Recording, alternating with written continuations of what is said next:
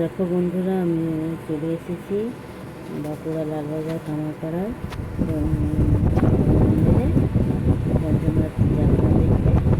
দেখো কি সুন্দর লাইটটা টাঙিয়েছে বলো, খুব সুন্দর, খুব সুন্দর লাগিয়েছে। চলো আমরা ঘুরে তুলে নিলাম। এরপর আমরা মণ্ডপের ভিতরে ঢুকে যাচ্ছি। মণ্ডপের ভিতরে ঢুকে যাচ্ছি। একটু মোটামুটি ভিড় হয়েছে, যেহেতু আমাদের বিকেলবেলা এখানটাতে ঝড় বৃষ্টি হলো, সেজন্য এখন কেউ বেরোয়নি আর কি। আমরা ফাঁকা ফাঁকায় ঘুরে চলে যাচ্ছি, তাহলে কম একটু ভিড় হয়েছে মাঝে মধ্যে।